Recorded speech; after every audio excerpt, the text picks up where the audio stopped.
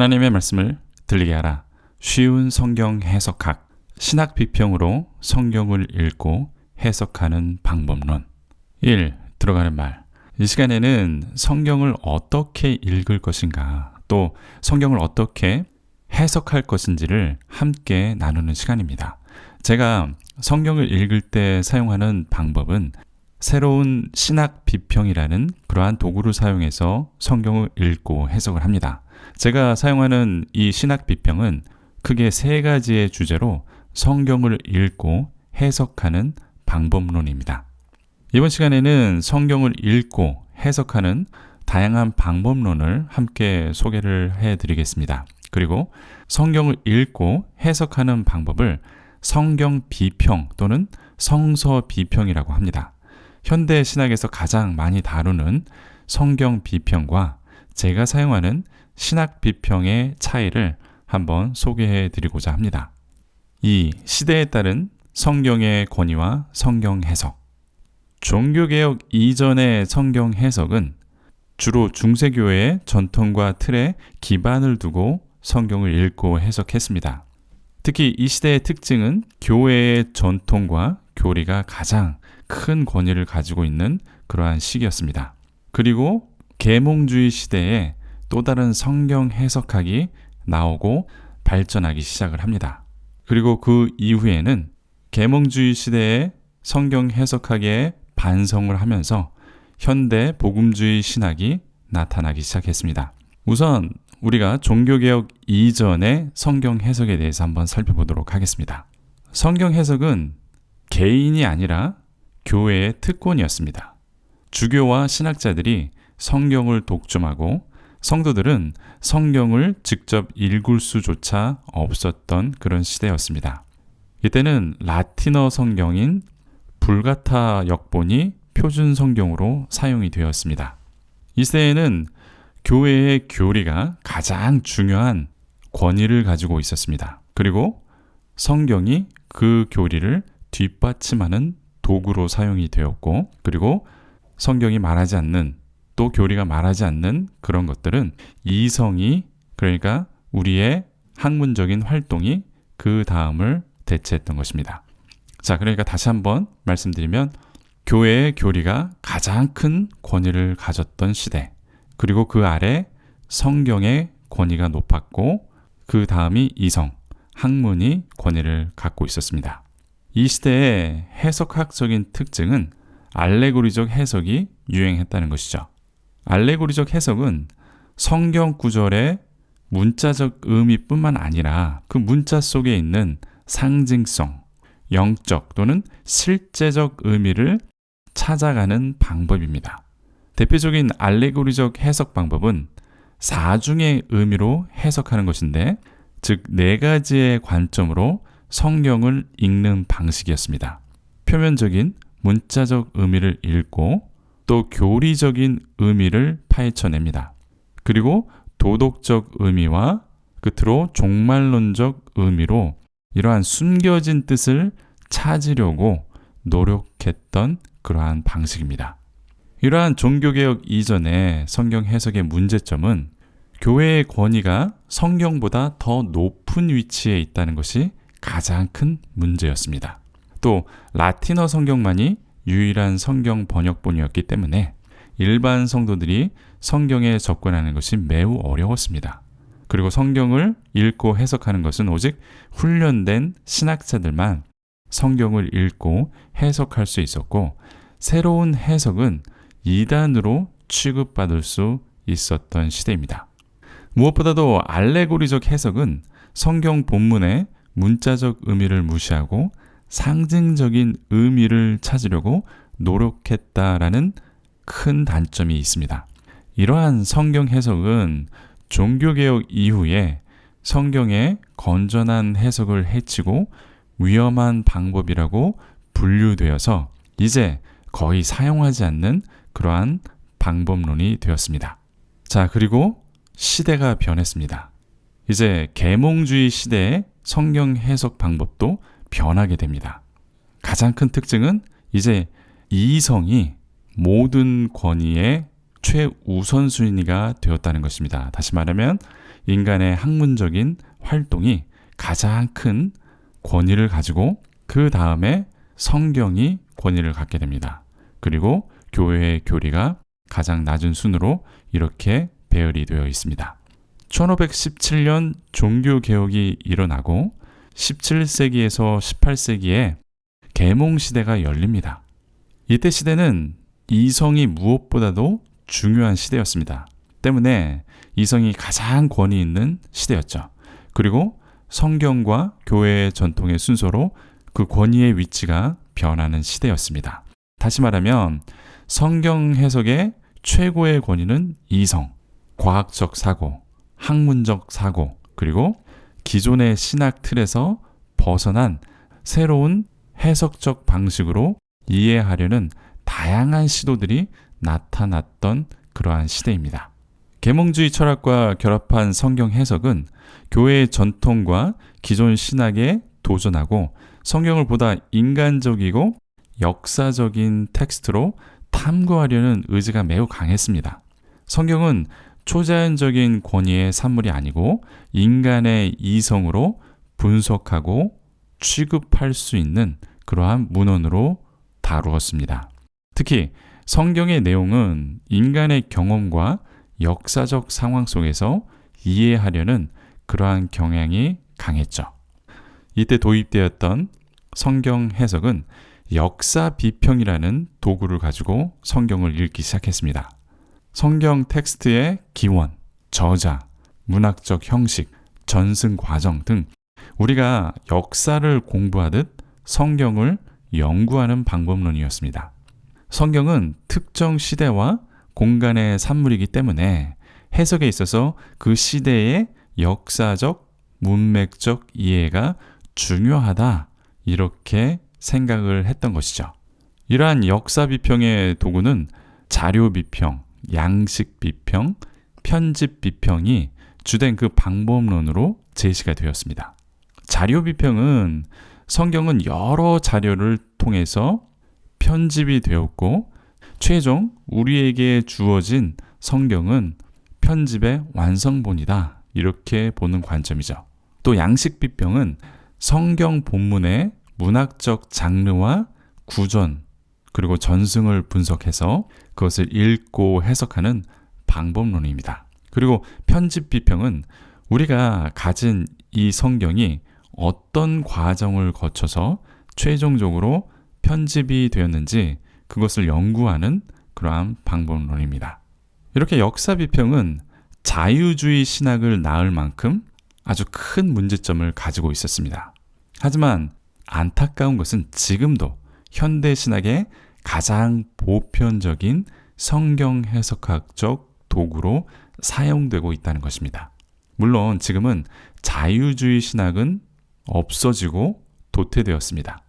그래서 역사 비평이라는 도구에 많은 단점을 보완해서 사용을 하고 있습니다. 하지만 이 역사 비평은 아주 큰 단점이 있는 성경 해석학적 도구라는 사실에는 변화가 없습니다. 역사 비평은 해석자의 주관성으로 인해서 해석자의 관점, 가치관, 정치적 입장 등 여러 가지 그 배경에 따라서 해석에 큰 영향을 주게 됩니다. 또 역사적 사실에 초점을 맞추기 때문에 이 성경에 나타난 기적이나 과학적으로 설명할 수 없는 그러한 사건의 해석을 생략하거나 무시하는 경향이 있습니다. 지금까지도 이 역사 비평의 산물로 사용되는 것은 JEDP라는 그러한 가설이 있습니다. 이것은 문서설이라고 또는 자료 비평이라고도 합니다. 이 가설은 성경은 다양한 자료, 즉 크게 JEDP의 그러한 관점의 자료들이 모아져서 편집된 것이라고 보는 것이죠. J는 하나님을 여호와로 부르는 그러한 문헌의 사료라고 생각을 합니다. 그리고 E는 하나님을 엘로힘이라고 부르는 문헌의 자료라고 분류하죠. 그리고 D는 신명기적 사상을 담고 있는 그러한 자료를 말합니다. 그리고 P는 제사장이 필요했던 그러한 문헌들이 전승으로 이렇게 내려왔다. 크게 네 가지로 분류하는 것이죠. 이러한 자료가 이제 합쳐져서 오늘날 우리가 읽는 성경이 되었다. 그러한 가설로 성경을 읽고 해석하는 방법론입니다. 자, 이제 현대 시대의 성경 해석은 어떻게 발전이 됐나? 자유주의 신학이 주류 신학이었을 때 이제 복음주의 신학이 태어납니다. 이 복음주의 신학은 칼바르트의 성경 해석에 큰 영향을 받게 됩니다. 성경의 권위가 이제 최고의 권위로 바뀝니다. 그리고 성경이 말하지 않는 부분은 교회의 전통과 교리가 이성보다 더 큰 권위를 갖게 된다. 이렇게 확립이 되었습니다. 때문에 현대 우리가 성경을 보는 것은 성경이 최고의 권위를 가지고 그리고 삼위일체 교리 같은 성경이 말하지 않는 그러나 성경 내에 나타나는 그러한 것들이 교리적 권위를 갖게 되는 것이죠. 그리고 우리 인간의 이성적 활동은 이 성경과 교리가 말하지 않는 것을 이성적으로 풀어내는 방식입니다. 이 전통적인 복음주의 신학은 자유주의 신학에 반발하면서 이성의 활동, 즉 철학, 과학, 예술 등 종교와 분리하고 멀리하게 되는 그러한 경향이 나타났습니다. 그러니까 이성의 활동을 완전히 배제해버린 것이죠. 하지만 칼바르트는 이 신앙과 이성의 조화를 강조했습니다. 그리고 하나님의 계시를 강조한 것이 이 성경 해석으로 다양한 반응을 불러왔고 성경 해석과 신학적 전통에 대한 성찰을 촉구하기도 했습니다. 현대 역사 비평은 복음주의적 신학 안에서 역사 비평적 도구를 사용하고 있는 것입니다.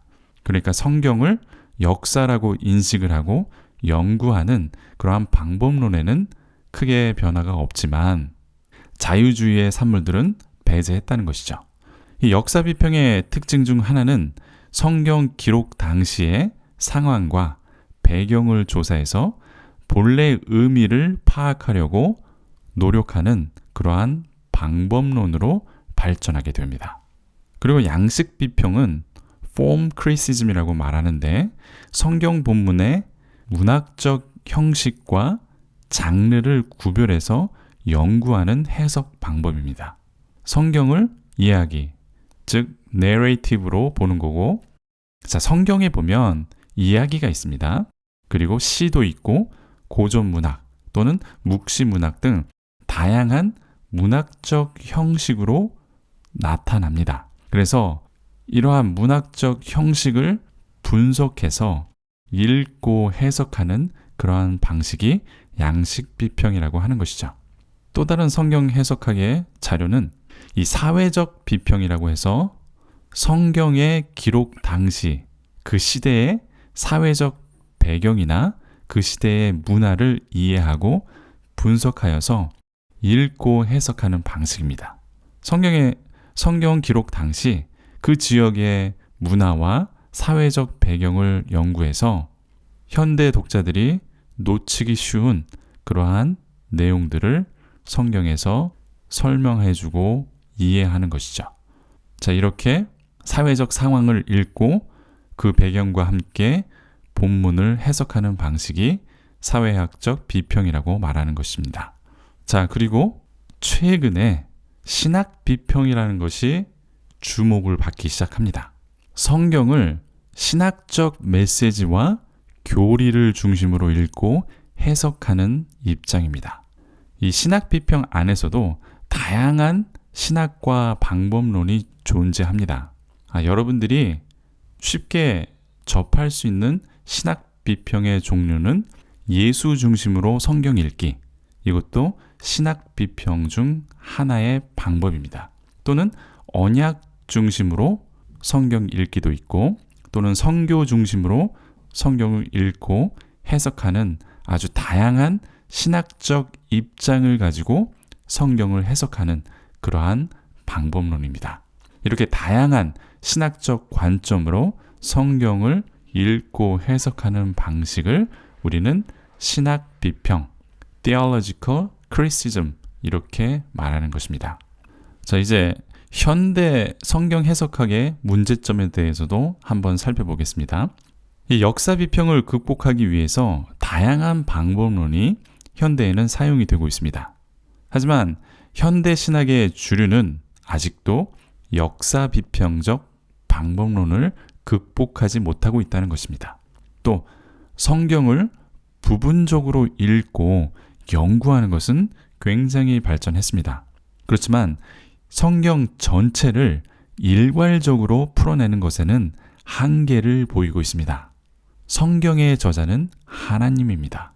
이 성경 전체가 하나님께서 인간들에게 계시해 주신 것이죠. 그러면 이 하나님께서 우리들에게 이 성경을 통해서 전체 성경을 통해 일괄되게 흐르는 주제가 분명히 있다는 것입니다. 왜냐하면 저자가 하나이고 하나님께서는 계속해서 인간들에게 계시를 해 주셨기 때문이죠. 그런데 이 성경의 저자인 하나님께서 주시는 이 전체적인 주제 안에서 성경을 읽고 해석하는 방법은 상대적으로 매우 약하다라는 그러한 문제점이 남아 있습니다. 또 현대 교회들이 소비자 지향적으로 변화하면서 사람들이 관심이 있는 성경적 교훈이나 실용적인 해석으로 치우치는 경향이 나타났습니다.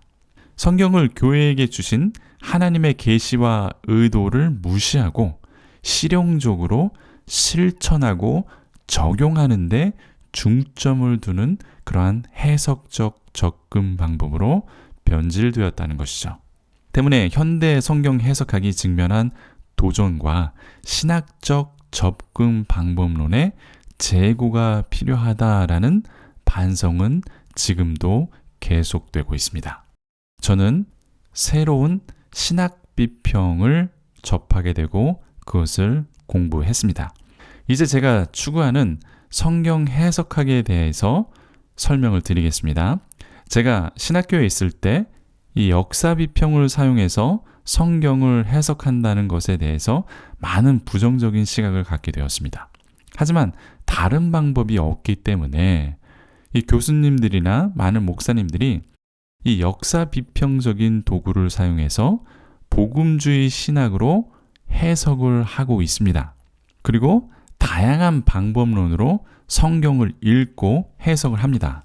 때문에 성경을 부분적으로 읽고 해석은 하지만 이 성경 전체를 읽을 수 있는 방법론이나 주제를 완벽하게 설명할 수 없다는 것이죠.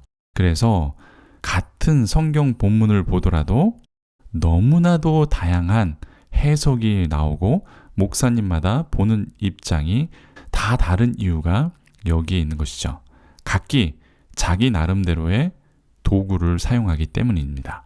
제가 성경 해석학에 관심을 가지고 있을 때 김동진 교수님께서 서술로서의 모세오경이라는 그러한 방법론을 가르치셨습니다. 존 셀해머라는 교수의 서술적 비평을 배우고 성경 해석에서 저는 새로운 눈을 뜨게 됐죠. 그래도 단점은 있었습니다. 창세기부터 요한계시록까지가 다 서술로 기록된 것이 아니다라는 문제가 있습니다. 그 외에도 여러 가지가 있지만 장점도 굉장히 많았습니다. 그래서 제가 성경을 배우고 성경을 이해하는데 크게 발전할 수 있는 계기가 되었습니다. 그러다가 제가 풀러 신학대학원에서 성교학을 공부를 하고 아주사 신학대학원에서 신학 비평이라는 새로운 성경 해석학을 배우게 되었습니다. 존 맥케나 교수님께서 이 신학 비평을 가르치셨는데 저에게는 굉장히 큰 충격이었습니다. 성경을 부분적으로 또 전체적으로 읽고 해석할 수 있는 제가 아는 최고의 방법론이었기 때문입니다. 이 존 맥케나 교수의 신학 비평은 그 출발은 모세에게 주어진 하나님의 계시로부터 출발을 합니다. 우리가 원하건 원하지 않건 하나님께서 모세를 통해서 하나님은 스스로 계신 분이다 이렇게 계시해 주셨습니다. 그 계시가 모세를 통해서 기록되고 인간에게 최초의 성경으로 주어진 것입니다. 이것을 우리는 모세오경이라고 부르는 것이죠.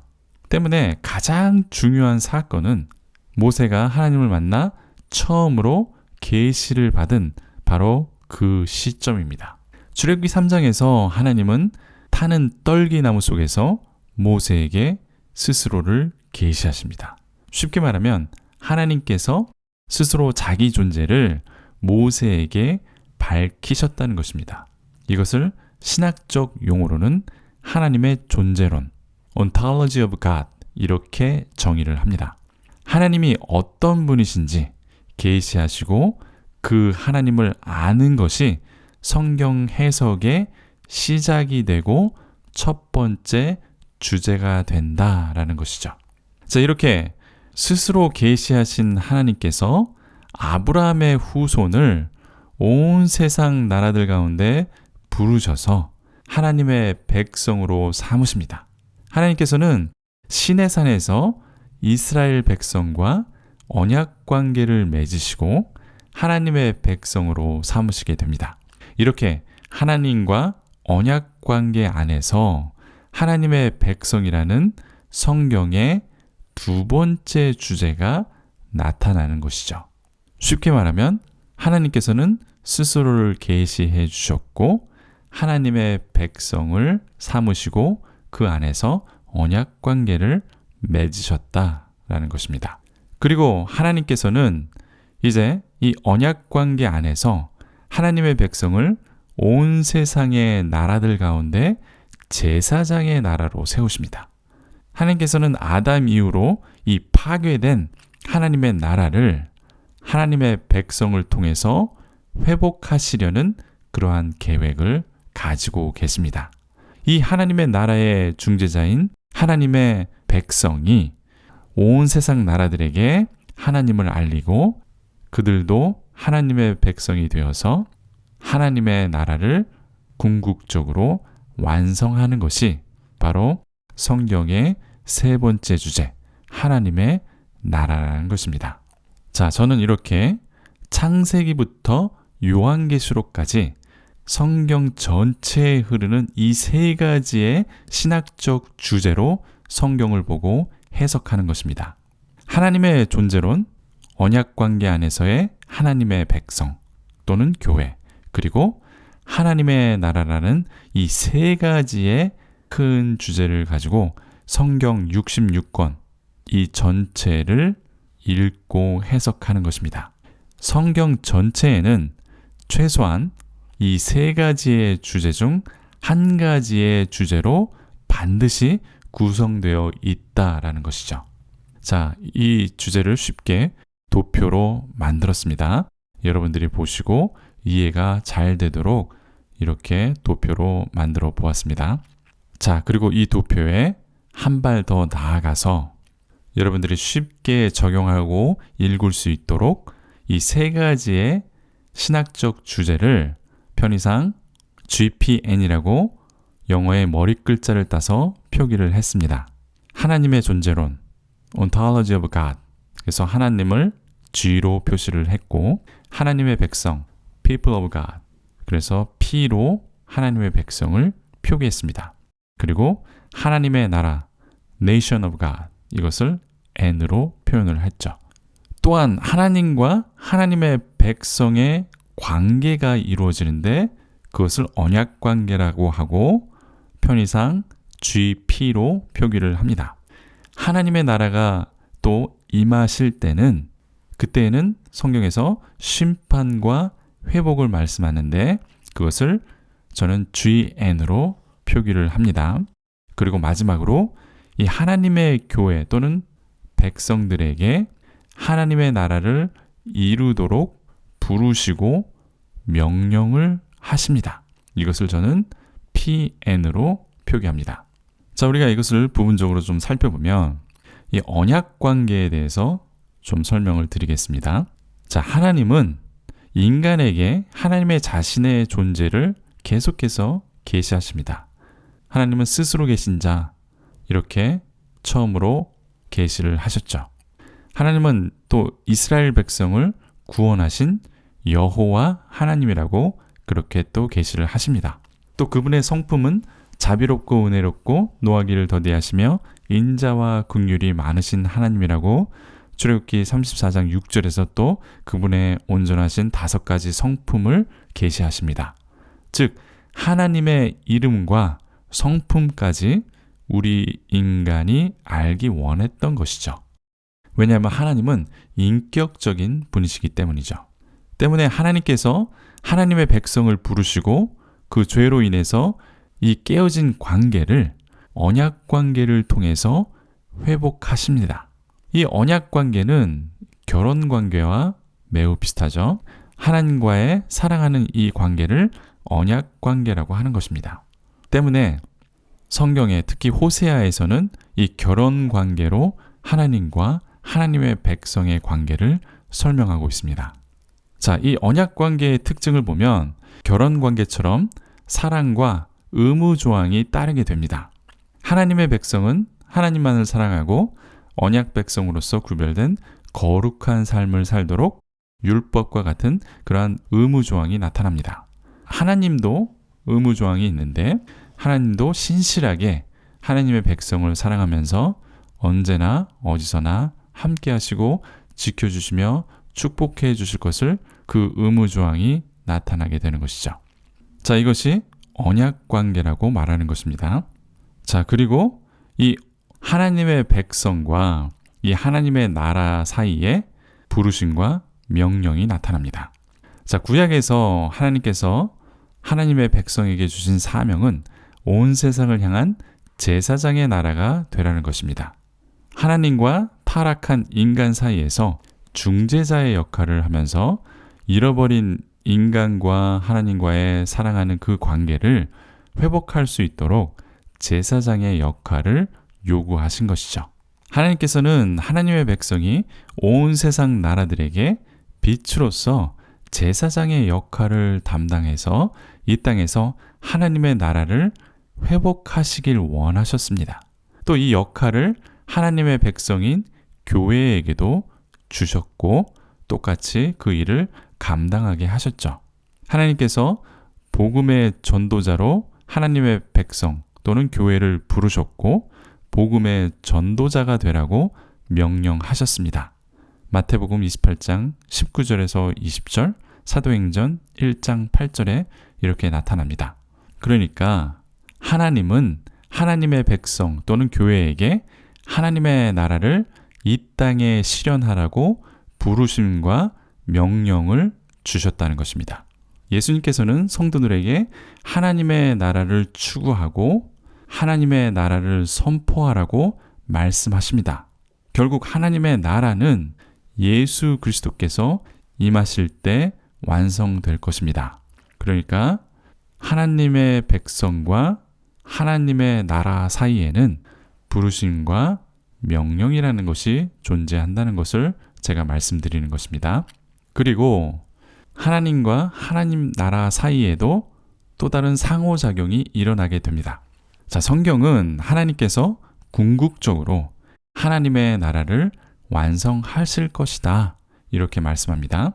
구약에서 인간의 요구로 이 땅에 하나님께서 임하실 왕국이 세워지긴 하지만 인간의 계속되는 범죄로 이 땅에서의 하나님의 나라의 실현은 계속해서 인간의 범죄로 실패하게 됩니다. 그럼에도 하나님의 나라는 하나님의 함께하심과 그 하나님의 사역을 통해서 하나님의 백성들이 살아가는 이 삶 가운데 또 이 땅 가운데 회복되고 실현되고 있습니다. 정의, 사랑, 평화 속에서 하나님의 나라가 이 땅에서 점차 회복되고 실현이 될 것입니다. 동시에 이 땅의 하나님의 나라는 인간의 타락과 범죄로 인해서 계속해서 위협을 받게 되는 것입니다. 그렇지만 예수님께서 이 땅에 다시 오실 때에 하나님께서 영원히 거하시는 새 하늘과 새 땅이, 즉 하나님의 나라가 완성될 것이라는 것입니다. 동시에 그때가 되면 인간의 타락과 범죄를 심판하실 것입니다. 다시 말하면 하나님의 나라가 완성될 때에는 죄에 대한 심판이 있을 것이다. 그리고 의에 대한 영광이 나타날 것이다. 때문에 하나님의 나라는 하나님의 심판과 회복이 동시에 나타나게 된다라고 성경은 계속해서 말씀하는 것입니다. 자, 그리고 하나님의 존재, 언약관계 안에서의 하나님의 백성, 그리고 하나님의 나라의 중심에는 사랑이 있습니다. 이 사랑은 이 세 가지의 성경 주제를 묶어주는 핵심 주제입니다. 하나님의 존재는 사랑이라고 정의합니다. 요한일서 4장 8절이죠.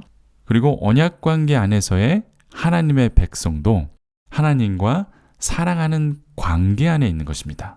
그리고 하나님의 나라가 이 땅에 실현되고 완성되는 것도 하나님을 사랑하는 하나님의 백성을 통해서 이루어집니다. 동시에 하나님께서 하나님의 나라를 완성하시는 것도 하나님의 백성들을 사랑하시기 때문에 하나님의 나라를 완성하는 것이죠.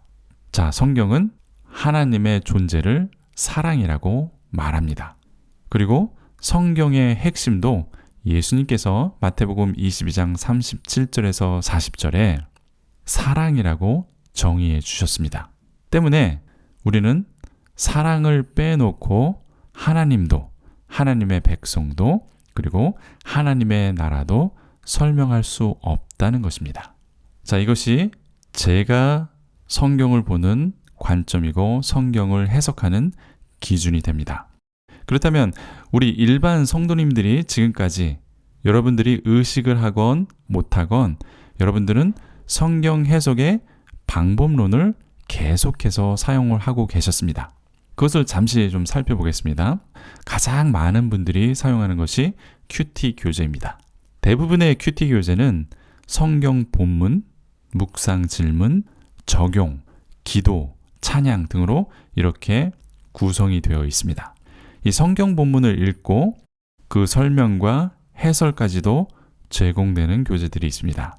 이 설명과 해설은 성경의 배경이나 문맥을 설명하는 구조로 되어 있죠.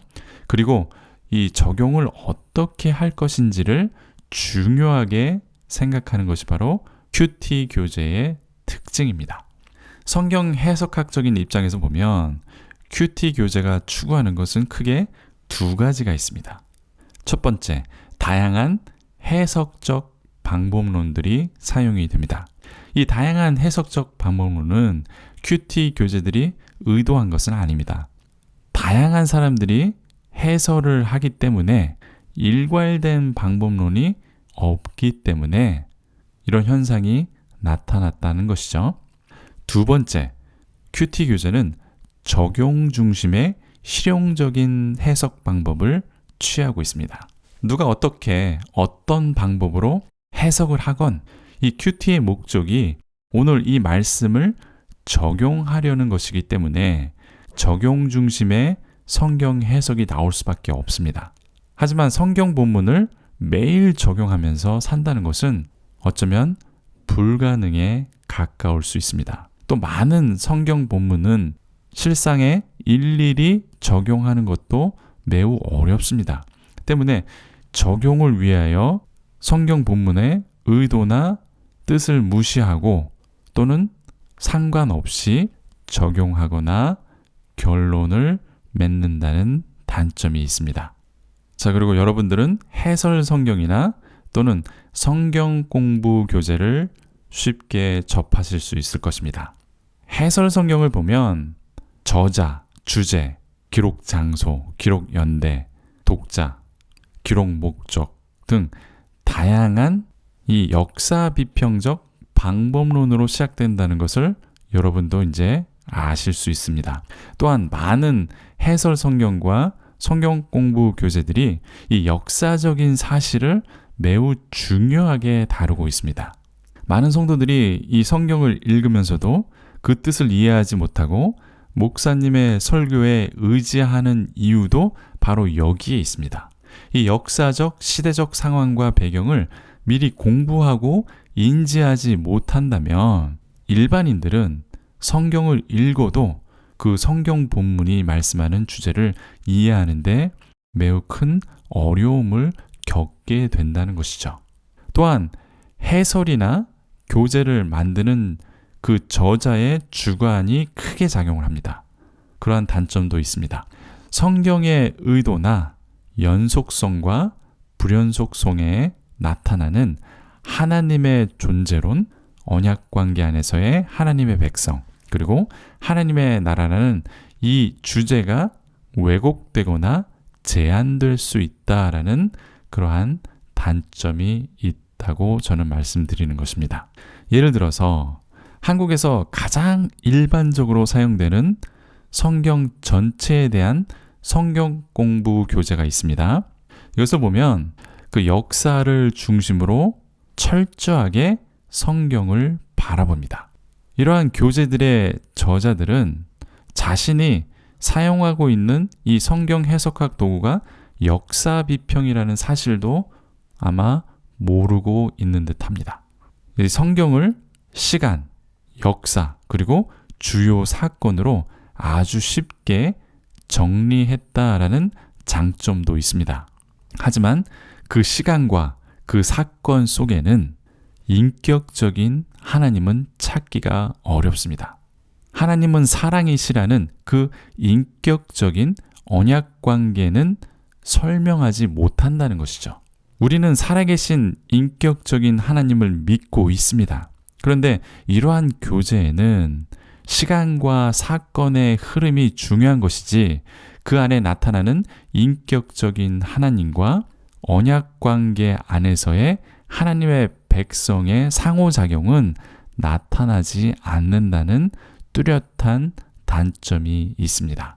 자, 그리고 목사님들이 많이 사용하는 주석과 사전이 있습니다. 성경 주석은 그 성경 본문의 뜻과 의미를 해석하고 설명해주는 연구가 담긴 책입니다. 그 종류와 성경 해석적 입장도 굉장히 다양합니다. 그리고 그 주석이 취하는 해석적 방법론이나 입장 차이도 다양하죠. 쉬운 주석들은 설교 형식으로 문장과 문맥을 쉽게 풀어주는 그런 주석도 있습니다. 이러한 주석은 일반 성도님들도 쉽게 읽고 참고할 수 있는 자료가 될 수 있습니다. 반면 원문을 이용한 단어, 문체, 문법 등을 연구해서 본문을 해석하는 전문적인 자료들이 있기 때문에 이러한 자료들은 신학적 교육을 받지 않으면 읽기가 매우 어렵죠. 전문적인 성경 주석이나 사전들은 성경을 해석하는데 몇 가지의 해석적 접근 방법을 사용을 합니다. 문법적 해석, 역사적 해석, 신학적 해석, 문자 또는 비유적 해석, 성경 유비 원칙, 즉 성경 구절을 성경 구절로 해석하는 그런 방법을 종합적으로 사용하고 적용하고 있습니다. 이 주석의 장점은 다양한 신학적 입장과 연구를 통해서 성경 본문을 이해할 수 있다는 장점이 있습니다. 반면 성경 본문을 너무나 해체하기 때문에 해석자의 주관이 너무 강하게 나타난다라는 단점도 있습니다. 또 과도한 정보로 인해서 도리어 혼란을 주기도 한다. 이러한 단점도 있습니다. 자, 이제 다시 한번 좀 더 실용적으로, 그렇다면 제가 하는 이 신학적 방법론으로 성경을 보면 무엇이 달라지고 어떻게 되는지 그 예로 실제로 한번 이 신학 비평을 사용을 해서 성경 구절을 읽으면서 해석할 수 있는지를 예를 들어 보겠습니다. 일반적으로 잘 알려진 성경 구절 한 2개만 살펴보겠습니다. 그래서 어떻게 이것을 적용하고 해석하는지를 보려고 합니다. 자, 마태복음 28장 19절에서 20절에 보면 그러므로 너희는 가서 모든 민족을 제자로 삼아 아버지와 아들과 성령의 이름으로 세례를 베풀고 내가 너희에게 분부한 모든 것을 가르쳐 지키게 하라. 볼지어다 내가 세상 끝날까지 너희와 항상 함께 있으리라 하시니라. 자, 여러분들이 이 본문을 접하게 됐습니다. 그러면 저는 어떻게 해석을 하느냐? 처음에 제가 가진 표를 가지고 본문을 분석을 합니다. 자, 하나님은 어떤 분이신가? 하나님의 존재론이죠. 자, 하나님은 삼위일체의 하나님이십니다 라는 것을 알 수가 있죠. 자, 중간에 보면 아버지, 아들, 성령으로 이렇게 나타납니다. 그러니까 하나님은 삼위일체의 하나님 이렇게 나타나는 것을 볼 수가 있습니다. 또 이 세 분은 인격적인 분입니다. 왜냐하면 이름이라는 단어가 이 인격적인 관계 안에서 나타나기 때문이죠. 자, 그리고 하나님은 어떤 존재이신가? 하나님은 임마누엘의 하나님이다. 왜냐하면 성경 본문에 보니까 예수님께서는 세상 끝날까지 우리와 함께 하시는 분이다 이렇게 약속해 주셨기 때문입니다. 자, 그러니까 이 본문 속에서 나타나는 하나님은 어떤 분이신가 이것을 저는 고민을 하면서 첫 번째로 성경 구절을 읽게 됩니다. 그리고 두 번째 주제, 언약 관계 안에서 하나님의 백성은 어떻게 나타나는가 또 그것을 고민하면서 이 본문을 읽게 됩니다. 자, 세상 끝날까지 우리와 함께 하시는 예수님은 하나님의 백성인 교회를 부르시고 사명을 주시죠. 이 삼위일체 하나님의 이름으로 모든 민족에게 세례를 베풀고 가르치고 실천하게 하라고 명령을 주십니다. 그것이 하나님의 백성을 부르시고 명령하신 PN으로 나타나는 것이죠. 자, 그리고 하나님의 나라는 어떻게 나타나는가? 하나님은 하나님의 백성을 통해서 하나님의 나라를 완성할 계획을 가지고 계십니다. 하나님의 사역에서 하나님의 백성인 교회를 초대하신 것입니다. 하나님의 사역에 하나님의 백성인 교회를 초대하신 것이죠. 하나님의 백성을 부르시고 명령하셔서 이 하나님의 나라를 완성하는데 동참하라고 부르신 것이죠. 그래서 우리는 이 하나님의 사역에 동참할 의무가 있다는 것이죠. 저는 이렇게 이 본문을 읽고 해석을 합니다. 자, 이번엔 두 번째 구절을 한번 보겠습니다. 요한복음 3장 16절. 우리가 너무나도 잘 아는 그러한 구절이죠. 하나님이 세상을 이처럼 사랑하사 독생자를 주셨으니 이는 그를 믿는 자마다 멸망하지 않고 영생을 얻게 하려 하심이라. 자, 단순히 이렇게 쭉 읽기보다는 우리가 세 가지의 주제로 한번 분석을 해 보겠습니다. 하나님의 존재. 자, 하나님은 세상을 사랑하시는 분이다 라고 말씀합니다. 그렇다면 이 세상은 어떤 의미가 있는 것인가? 좀 더 확장을 해서 살펴볼 필요가 있는 것이죠. 하나님의 창조된 이 세상은 하나님의 나라로 우리가 볼 수 있습니다. 또 계속해서 하나님의 존재에 대해서 생각해 보도록 하겠습니다. 자, 그러면 예수님은 어떤 분이신가? 하나님의 하나뿐인 아들이라고 독생자로 소개를 해주고 있죠. 이 하나님은 사랑하는 하나뿐인 그 아들 예수님의 목숨과 우리 성도들과 바꿀 만큼 우리를 사랑하시는 분이다 라고 성경은 말씀하고 있는 것이죠. 자, 하나님의 존재에 대해서 우리가 이 구절을 통해서 바라보았습니다. 자, 그러면 하나님의 백성, 교회는 어떤가?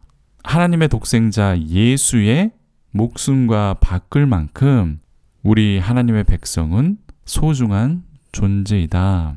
이렇게 말씀하는 것이죠. 이렇게 해석될 수 있다는 것입니다. 하나님은 이렇게 예수님의 희생을 통해서 이 사랑하는 언약 관계를 맺어 주셨습니다. 때문에 하나님의 백성, 하나님의 교회는 멸망하지 않고 영원한 생명을 얻게 된다는 것입니다. 이는 예수님을 믿는 믿음으로만 가능하다라는 결론을 얻을 수 있습니다. 그렇다면 세 번째 주제, 하나님의 나라는 어떻게 설명하고 있는가? 하나님께서는 이 세상을 사랑하시기 때문에 반드시 하나님의 나라를 완성하실 것입니다. 예수님을 믿는 모든 자들과 함께 영생하시면서 그 사랑하는 관계를 유지하는 것이 바로 하나님의 나라라고 해석하는 것이죠.